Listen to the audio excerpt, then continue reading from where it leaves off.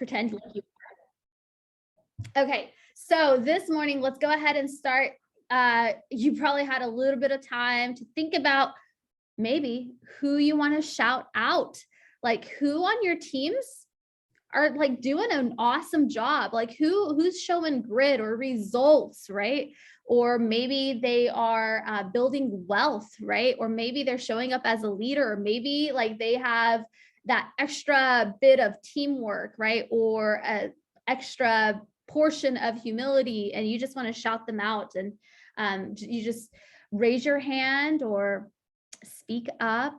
And while you're thinking about that, I want to give a shout out to Jordan and Jordan Davis's team. Jordan qualified for Gary Keller's mastermind.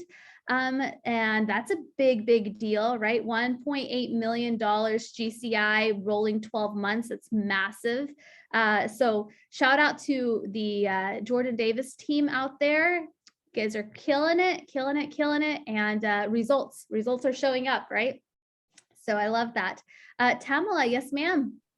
I just want to shout out my entire team. I literally been making a joke. Like when I first started, I was like, I want to keep you guys in my pocket. And now that I have Slack, they're always in my pocket. Any chance I get to ask any questions, they're always answering and responsive right away. This week I needed for launch, I needed a buyer's presentation to shadow, right? Tony volunteered and she did one for me, so it counted for me. Rob showing me about the expires, giving me all of his knowledge. Daniel, I needed something yesterday last minute. He came through. Branding with questions. Everybody that I'm needing is just here, and I love being in this environment, and I just love learning every day. Oh, I love it. And I love your heart for sharing all of that. Thank you so much. And I'm telling you, San Antonio's like Slack channel is always so blowing up. I mean, you guys talk so much. So grateful that you guys are here and crushing it together. Veronica, good morning. Hi, good morning. I wanted to shout out the San Antonio team as well. I am actually in my Airbnb because I am moving to Delaware tomorrow, but I just wanted to I'm grateful for everyone, especially Brandon, the ops team in general too, and for you, Adelina. This has been a fantastic experience for me for my first full year of real estate. And I mean, words cannot express my gratitude. I will be partnering with place up in Delaware. So looking forward to all referrals in Texas for all of you folks as well. My love to everybody, and I'll see you guys soon. That's right. It is not goodbye. It is just see you later. And for everyone who doesn't know Veronica, she is awesome, a mom of 4. And she has just crushed her first year, and her husband's in the armed services, and guess what you get to do? You get to move more often than sometimes you'd like. So we appreciate you. Brandon, yes, sir. Well, Veronica beat me to it. However, the shout out today for somebody who exhibits all of our values from G to H, she is that person. So when I think of, potential partnerships and people who we're trying to build our organization with, it's people like her. And so she's leaving, she's, obviously still referrals welcome up in Delaware. I'm glad she shouted herself out for that. She's a closer. So if you need somebody, trust in Veronica, she will get your clients set up. But yeah, she shows all of our values, every single day. I think everyone, yesterday was her last day in the office, and I think everyone would agree that was tough because of who she is and what she brings, to our friendships and our partnerships. So super major, gigantic, huge shout out to her. Obviously, we're going to miss her. Tony's still crying, she said. But thank you, Veronica, and just a shout out. Right on. Well, that feels good. We all want to be loved and valued like that. And really the key to being valued and loved like that is what you put out is what you get back. Life is just energy, right? It's a beautiful thing. And she is a closer. Somebody asked me last night at dinner, gosh, how do you not feel weird closing, closing a recruit or closing for anything, right? Like how does it not feel weird to you? And I'm like, why would it feel weird? how could it feel weird, right? Like, like if I was talking to Brandon, Brandon, I'd love to be in partnership with you. I'd love to be a business partner with you. Or if he was a seller, I'd love to work with you, Brandon. Like, tell people what you want, right? Close them like authentically. It feels good. It feels good, right? I love that. Hey, can I shout out her again real quick? Story time, because I haven't shouted out the team enough, I think. But so just when we started going through the career visioning process with Veronica, she was the fourth partner to join our new San Antonio team last year.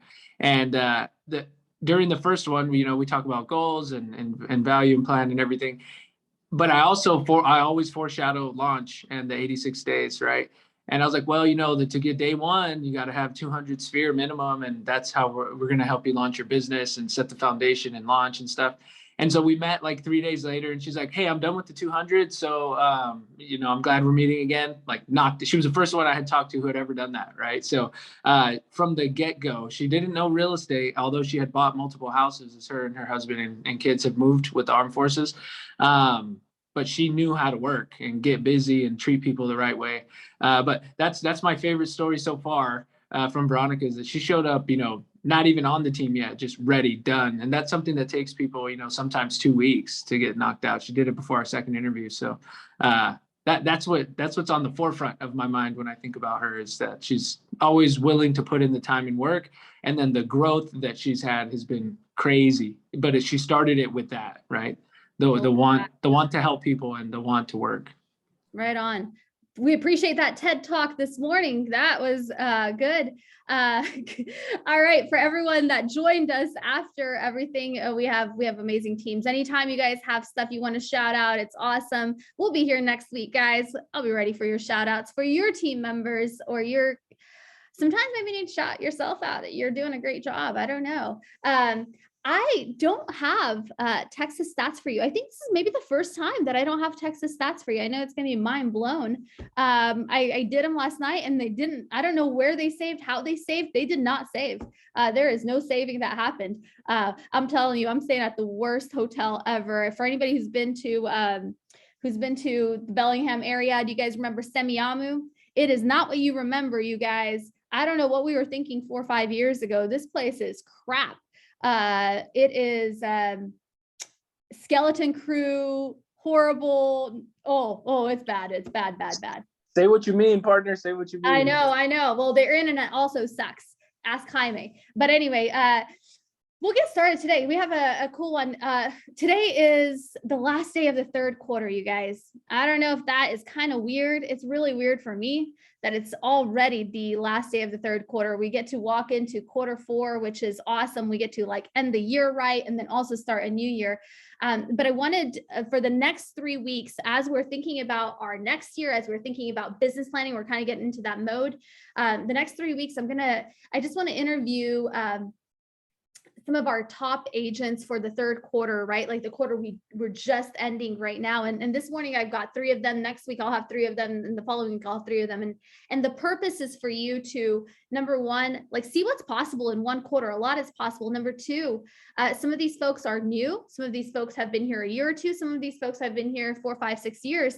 And all of that is relevant because you're able to see what is possible and what is possible within a bigger time frame, a smaller time frame, and all of that. One of my favorite quotes is, if I have seen further than others, it's because I was standing on the shoulders of giants, right? And so all of us get to stand on the shoulders of giants, and I'm so grateful for that. So I'm going to go ahead and spotlight my crew this morning.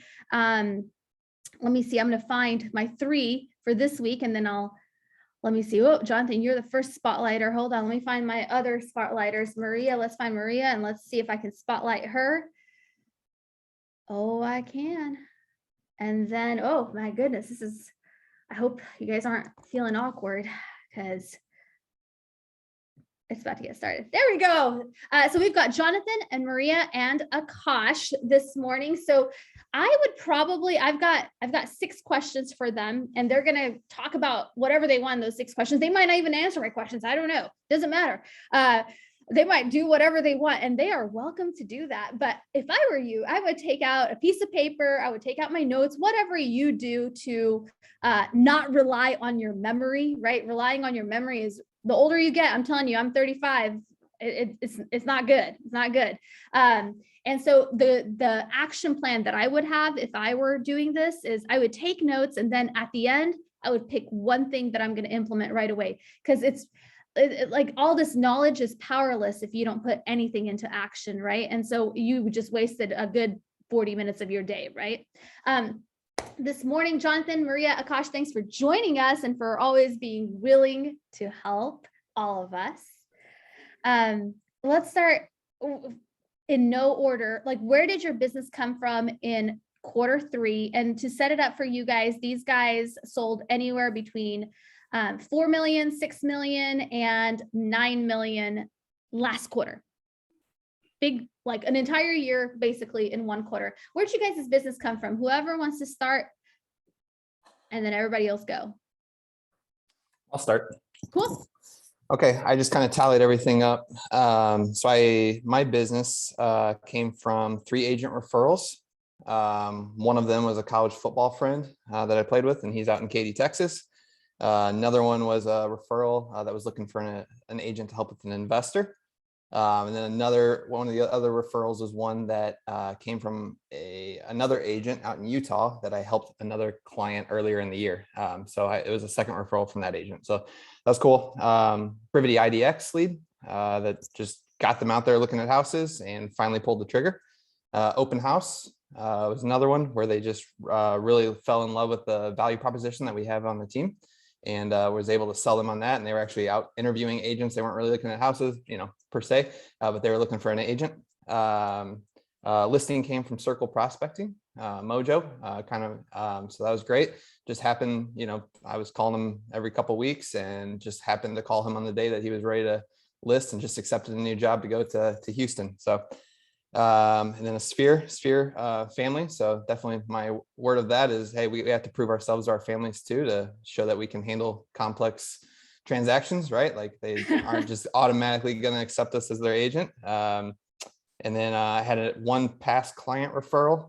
So I helped his mom and dad sell a very complex little condo up in Pflugerville that took me about 4 months to close, and I didn't make a lot of money on it, but I got the sale of the son's house. And then a Zillow. So that was my rundown. Man, that's a lot of business pieces from a lot of places. Awesome. Very cool. Maria, Akash, where did you guys' stuff come from?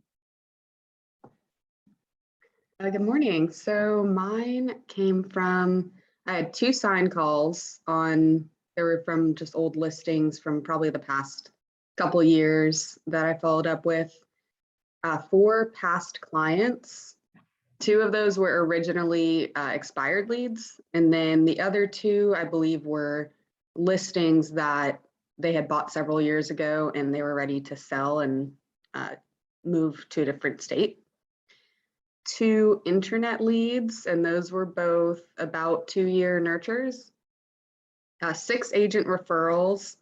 3 of those were from agents who had sent multiple clients and like a relocation company partnership, and 3 Sphere/Sphere referrals. 2 of those people were actually from within the industry, like people I had met networking. One was like an agent that interviewed with us like 3 or 4 years ago that I kept in touch with, and he referred someone to me. So keeping up with networking, and just, you never know what business is going to come from. So just keeping up with people. 3 past client referrals, and then 1 3-year nurture open house. And another kind of interesting story about one of those Sphere referrals, it was actually a 4-year nurture that, this is going to get confusing, but I had a listing. The buyers of that listing, so not my clients, to make the deal work, they needed to get out of their lease. And so they were having trouble doing that. So I offered to connect with their landlord to help them find a tenant. And that landlord owned several properties, and I kept in touch with them. and did a few lease listings for them, which isn't super fun, but I knew that they had several properties, so they eventually became a seller client. Well, how about that, man? I wrote that down, like always finding solutions and nurture the suckers. Like you don't nurture them, business ain't going to be there. Right. And sometimes it feels good to have now business, right? Like you do an open house and they want to buy this weekend. God, those are great. And then sometimes they're, a year, 3 years out. Right on. Akash, where'd your business come from? So my business came from open houses, Brivity, Facebook.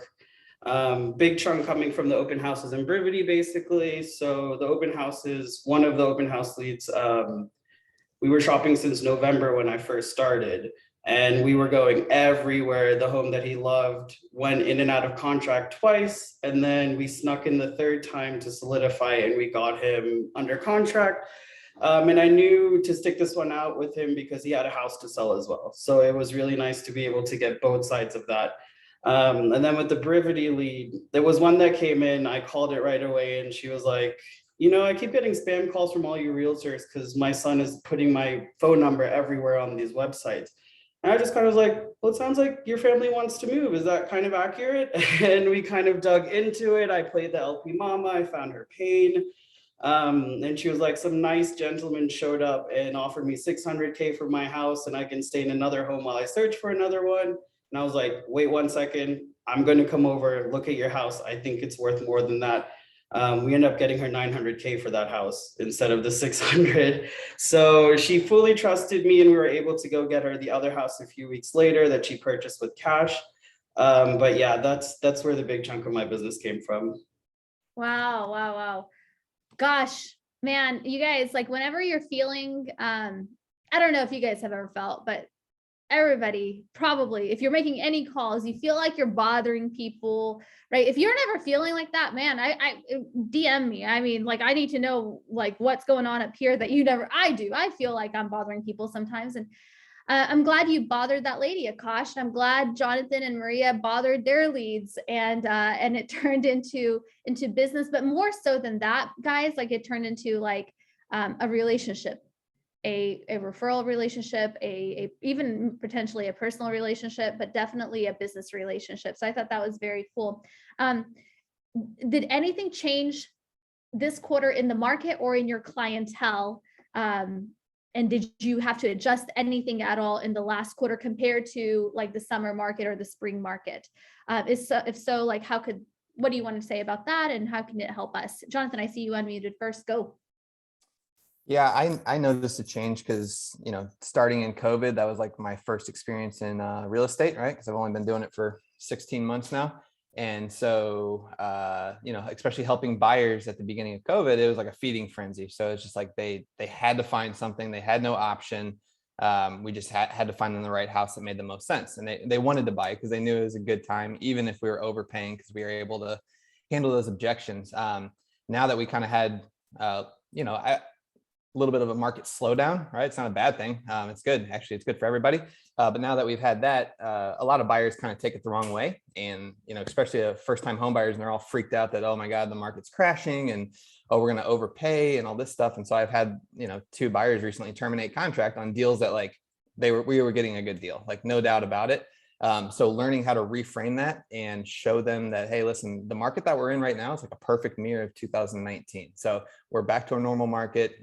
Kids have gone back to school. People are going to get out there and buy and sell, and just really showing them that, listen, you want to buy now because interest rates will go back up, and prices in Austin are going to continue to climb. So you're gonna miss your opportunity to own in Austin. Well said. I like that. This market is a perfect mirror of 2019. And 2019 was a phenomenal year, guys. I love that.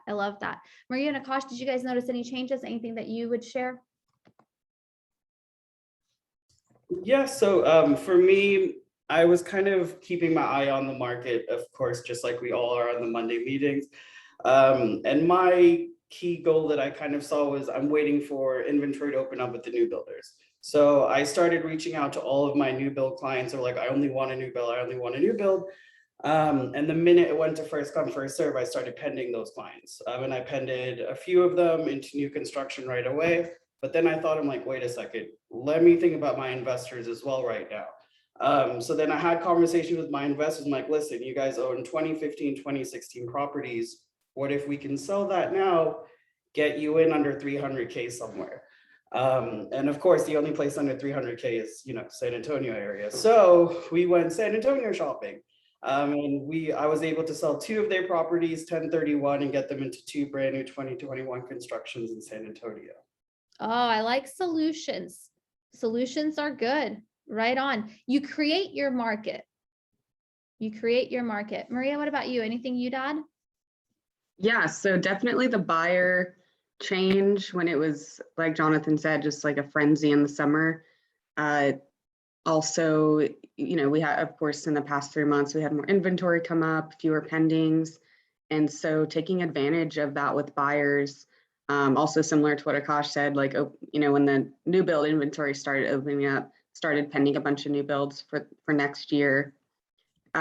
Helping kind of like retrain Ashley a little bit too on how to write normal offers versus like complete, just everything very like heavy seller focused, which it's still a seller's market, of course, but she had only learned to write offers when it was like crazy competitive. And so looking back, okay, this home has been on the market 14 days. Here's what we can do here.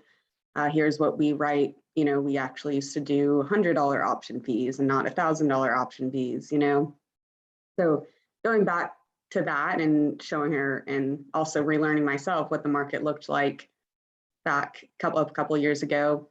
And then with sellers, of course, a lot of people were seeing the prices that their neighbor sold for this summer, not realizing like, hey, okay, they sold for 400, but they priced at 300 to get that.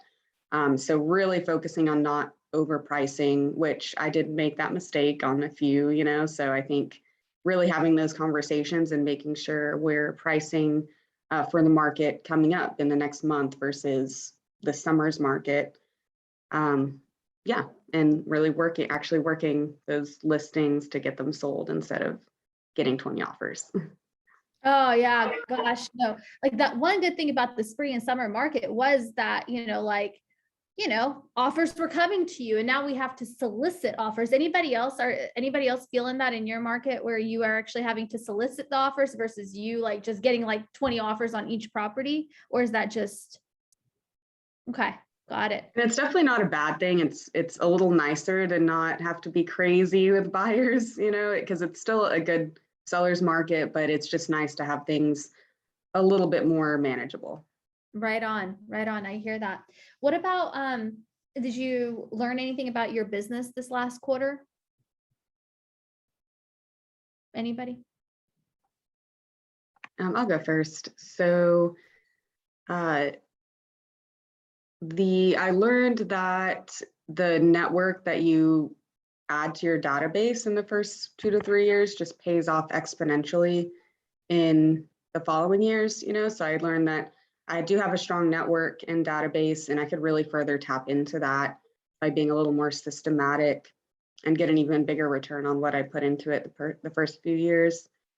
And then I learned like you really never know where a deal's going to come from. So it's always good to be just professional and courteous to everyone you meet, if it's not even your side of the deal, or if you're, if it's just a random meeting within the industry, like, or even just outside of the industry in your personal life, always just being open to spreading your knowledge and helping anyone out there, even if it's not your client. Can I ask you a follow-up question? Yeah. How many leads do you have like in your database? Probably like 2,500, I would think. Okay, I want everybody to hear that just for a second. I know how many. I could probably tell you exactly how many because I know everybody's numbers. But guys, like when you build, right? Like your first year or two, it feels like all you're doing is calling. Like, does anybody ever feel like that? Like all I'm doing, like I didn't get in the business to just call, right? Like if you never felt that way, then you are special. And you just, again, DM me and tell me how you're working that through your mind. Because most people feel like that. I remember feeling like that. But then you build your first 500, your first 1,000 database. And then over the years, you build on top of that. And then you wake up one day and you have 2,500 people in your database. When you have 2,500 people in your database, closing 50 deals is natural. It's just natural. It doesn't mean it's not work. Like Maria works. I mean, I know she works, you know. But I just want you guys to hear that when you build it big, right? The person who has 1 acre of land versus the person who has 100 acres of land, right?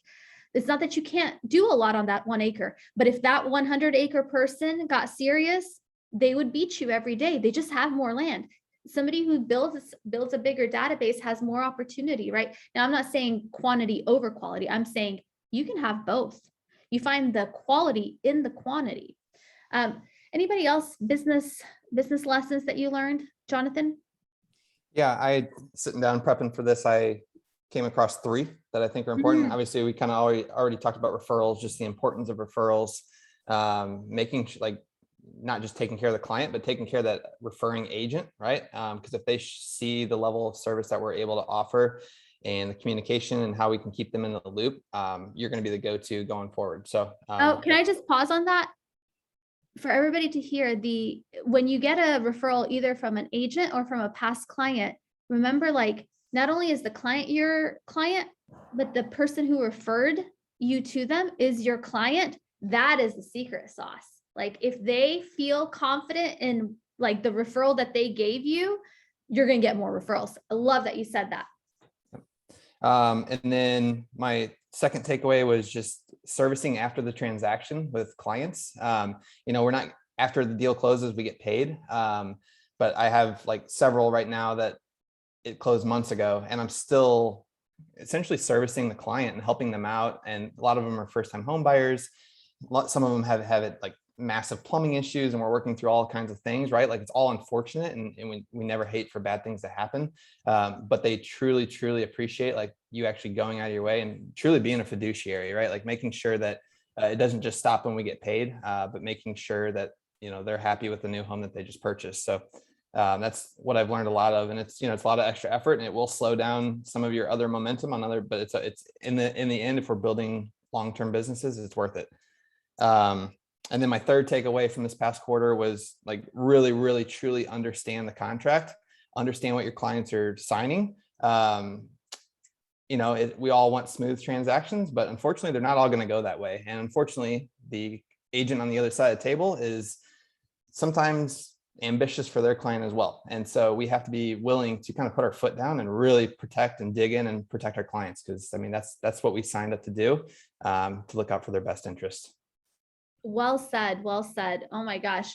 I think there's 3 types of transactions. There's the ones that go awesome. The other agent was awesome. There's the second transaction where the other agent or their client, you're also babysitting them. So lucky you get to do all the work. And then there's the third one where the other agent is very ambitious and also is holding everybody through the contract. And then you have to do lots of extra work as well. So look at that. 2 out of 3 times you're going to do extra work. Congratulations. I love that you said that, Jonathan. Right on. That's good awareness. Good awareness. Akash, anything you learned about your business? Definitely along the same lines of what John just said with servicing after the transaction. That's something that I've definitely learned, being new in real estate, that's something that definitely happens, and you need to do it just to keep the relationship going with your client, making sure everything went well with them.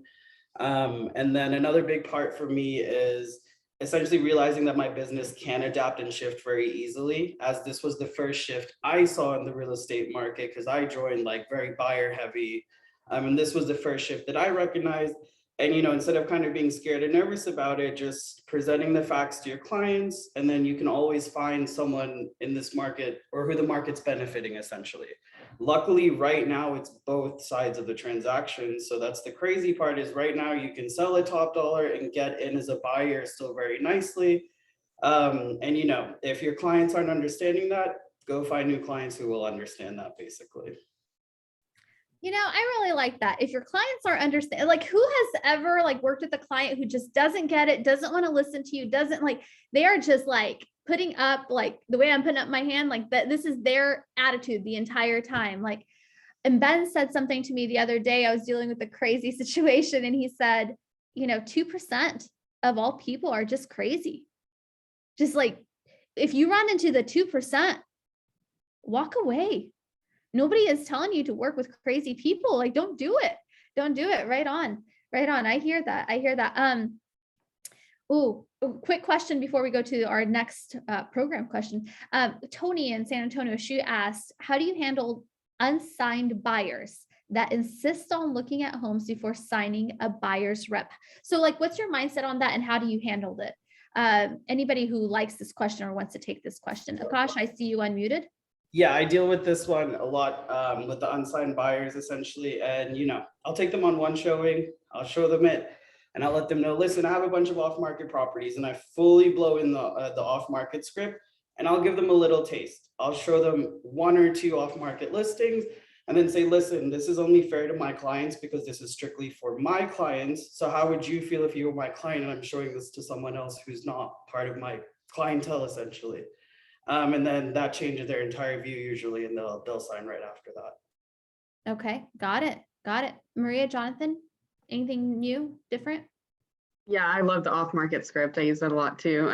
And then I also go just off my intuition, honestly. If I feel like they're gonna waste my time and they've said it like point blank multiple times, like, no, I'm not gonna sign, then that doesn't seem good. It probably, you know, gonna move on. If I don't have any other buyers, I'll probably just do it. And yeah, so just going off my intuition, and if I feel like they're going to just waste my time, then no. But if I feel good about it and I don't have a lot of buyers at the time, then I'll probably take them. Makes sense. Jonathan, anything for you? Yeah, kind of chiming off what Maria just said. Like I mean, I've worked with buyers and showed them a lot of houses and never had a buyer rep sign, but I feel confident enough knowing that we have enough value. I have them locked in with BK Co, not locked in with BK Co, but I have them qualified with BK Co mortgage. That's always a nice fallback. And so I just build enough value that's like, why would you go anywhere else and start from scratch with another agent that doesn't know what they're doing nearly as much as we do? So yeah, just building the value and just not make it sound dumb, but kind of make it sound dumb if they decide to go work with somebody else. Right on. And I think one of the things that you guys do as top agents that might be you guys are in such mastery that it's you don't even realize you're doing it. If I had to guess, these 3 on this call have really honed in on pre-qualifying the client, right? Like you're not just like you know that they could buy, right? Like, I mean, you have some belief that they are willing, able, and ready to buy, right? And if they're willing, able, and ready, then the buyer's rep is just another piece of paper, right? I mean, it's important, right? Because you want to get them locked in as soon as you can. However, like you don't just jump for absolutely everything. And I think because they've built good skill around that, like, are they willing, ready, able to buy? And if that is a yes, then do one of these tactics. I like that. One other thing I'll add to that is make sure you're asking at the right time, because I've lost buyers just by not building enough rapport up front and then asking them to sign, and they may have signed, they may have not, but ultimately maybe it wasn't the smoothest transaction, or it didn't, or maybe they even canceled because they didn't feel like after they signed it, they might have been like, oh, I don't know if I should have done that because I didn't do enough up front. What does right time mean to you? After you've built rapport with them and showed your value. Yeah, so I'm so glad you said that, because if you don't have any rapport with a client, why would they sign anything? So that's really like we legally, like they need to sign with somebody before they buy a house, you know, most likely, right? But like, have you built the trust, right? That's really what Maria is saying. A great way to build rapport is having a formal buyer consultation, which I feel like in the summertime, everybody's in a hurry and we get away from that. And we forget, well, how do I build rapport? Oh, I take them my buyer consultation. Right on, right on. 100%. I love that. I love that. Anybody did out of the call, Jonathan, Maria, Akash, anything that you learned about yourself personally this quarter? It was probably your favorite question that I wanted to ask, huh? I know you had to really dig deep on this one. Jonathan's ready. There you go. Yes, sir. We talk about it all the time, and it's super simple, but white space. I'm the kind of person that I can just work all the time, and I'm okay with it. And I like a challenge, and I like to build a business and set an example and whatever it might be. But I'm very easily forget about white space, and I can sometimes go 7 days a week, and then I hit burnout, and I hit burnout there for a while. And then everything just becomes painful, right? It's like, oh, why am I doing this? What's the point in this? And so, like Casey's always telling us, guys, make sure you block white space, whether it's just a couple hours, an afternoon, a week, whatever you need, you got to do it. But that's the awesome part about being in real estate, is that we can build the life and the career that we want, right? Like the sky's the limit. And so if there's a certain dollar amount that we need to make, well, then we need to make it during that time when we're on the clock or working. And then we need to make sure, like I took a week off last week, and I'm so rejuvenated this week. And I didn't want to take the week off. I was like, no, I got stuff to do. I got clients to serve. We can all sit there on Brivity and call people all day long, right? There's always somebody else to call. But it's so important just to remember, like, hey, we got to take care of ourselves. We got to take care of our families. We got to be with them. We got to show them that we're there for them, not just workaholics all the time. Hey, Jonathan, I love your language around that. Super accountable language about that you were the one who chose not to take that white space. You have awesome accountable language. A lot of people blame their clients or blame the industry or whatever, but ultimately it's up to us to do that time blocking. Yeah, right. Like Casey always says, we got to protect our time, right? Like we tell clients, hey, I have an appointment. Well, I have an appointment, or I have a commitment with my wife to have dinner, or, with the in-laws or with my parents, whatever it might be. Like we have to protect our personal time. And I think too often we don't do that. We tell our clients everything. Oh, hey, we make excuses. So yeah, that's a good point, Jordan. I like that. Well said. Well said.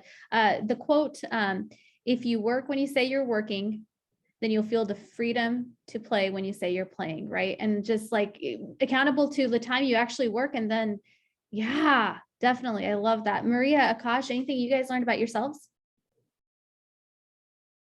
For me, I would say it's just basically piggybacking off of John, just being able to say no. For me, I was a yes man probably for 6 months. In my first 6 months, yes. Then I finally put my foot down. I'm like, listen, no.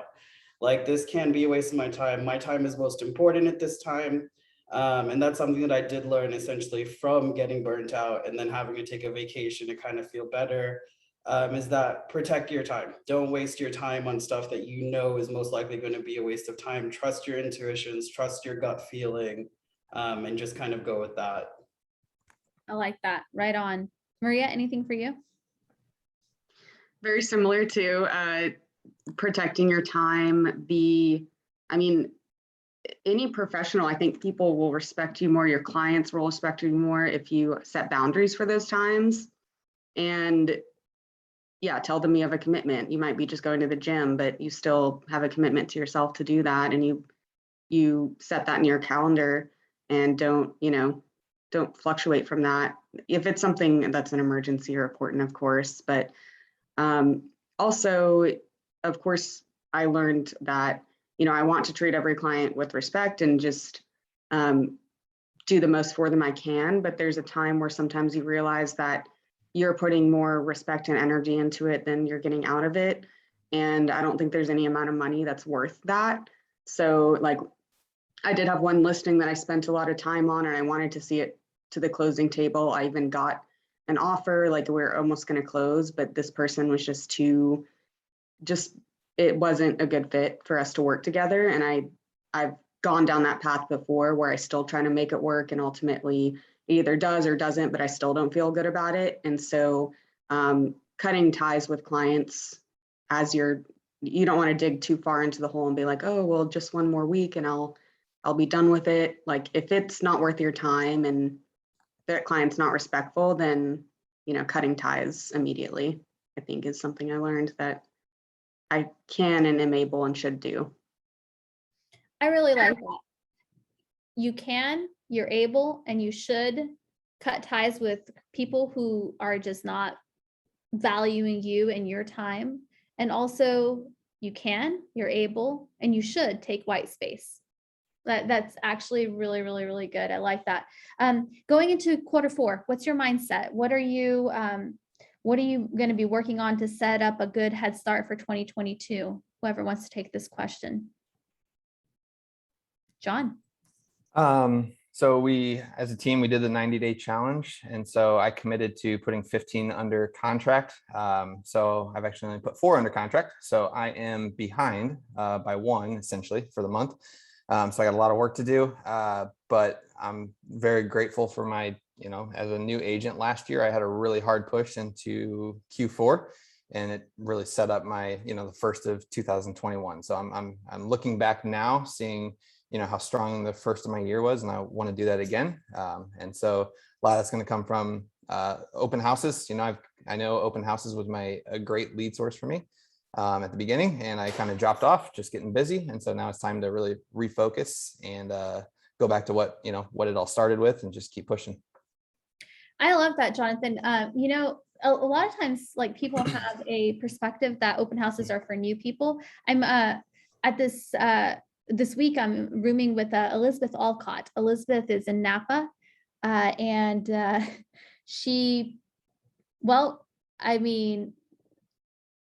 I don't know, she probably will make about 1.4 million net income this year, right? Personally, herself. That's a lot of money. I don't know if you guys know, but 140,000 is a lot of money. 1.4 million is a shitload of money, people.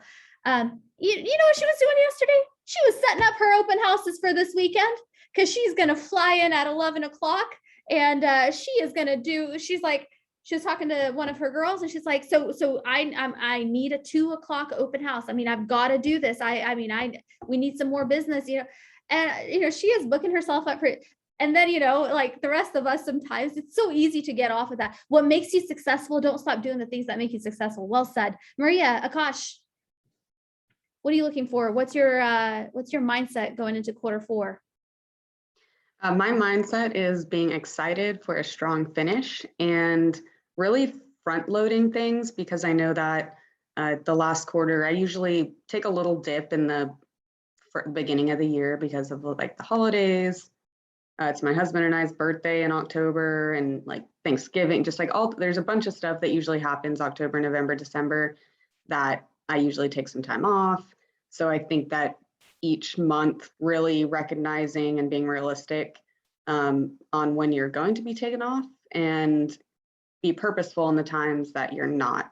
So, 3 out of those 4 weeks every month, just be really purposeful and make up for the time, set expectations with your clients.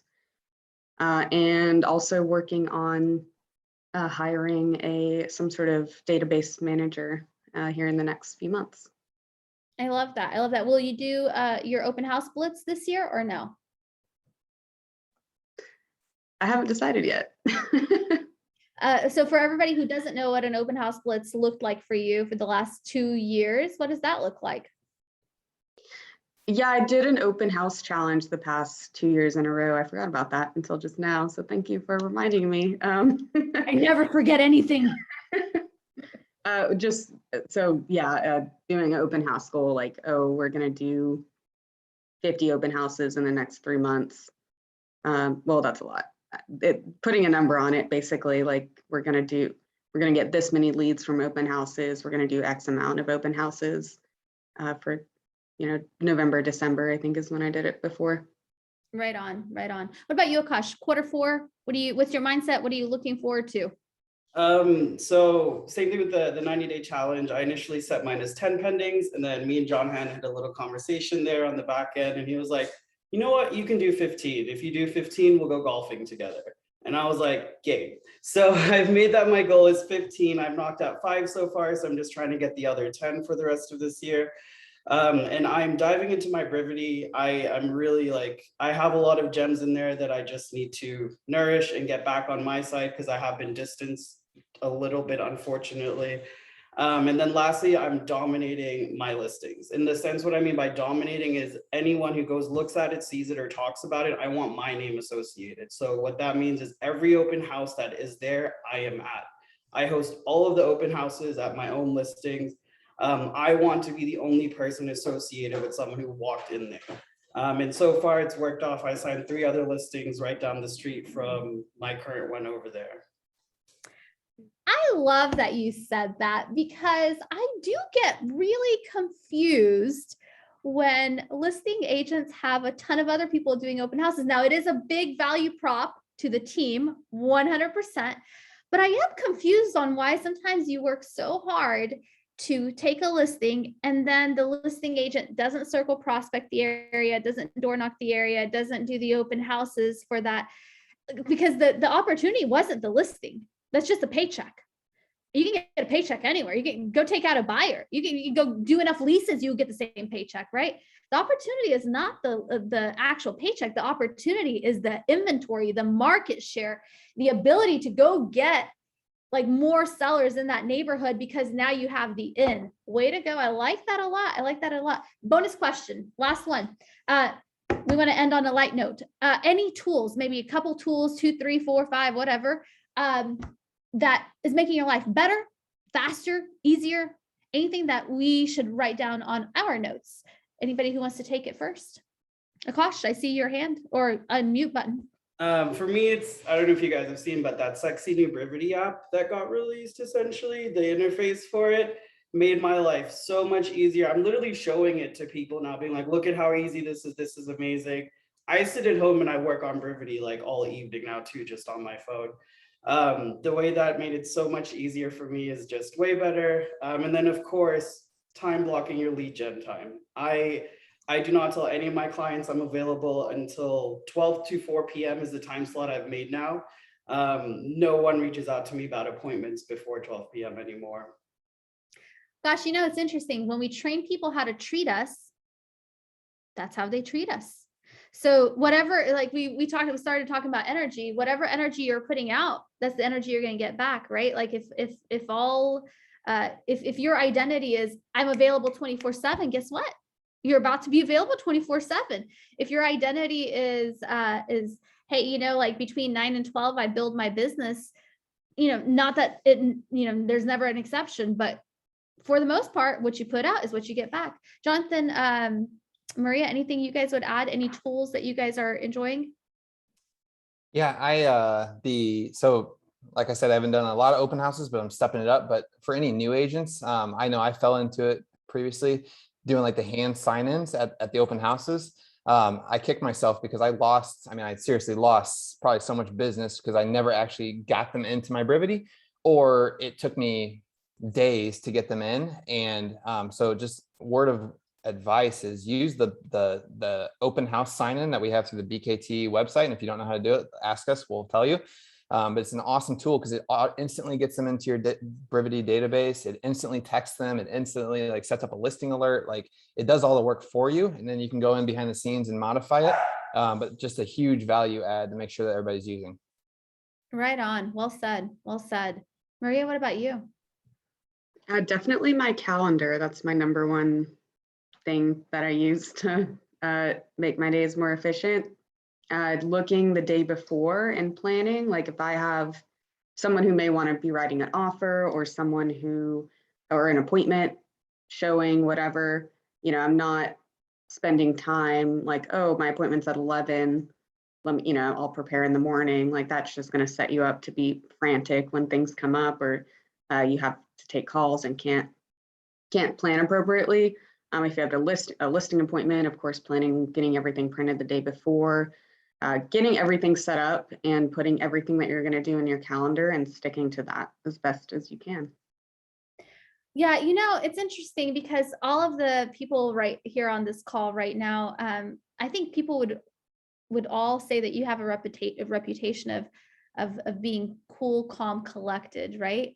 And the reality is that, you know, John and Maria and Akash are cool, calm, collected, not because nothing ever goes wrong. In fact, probably more goes wrong for them because they do more deals, right? So, I mean, like just by default, more shit's going to happen, right? But if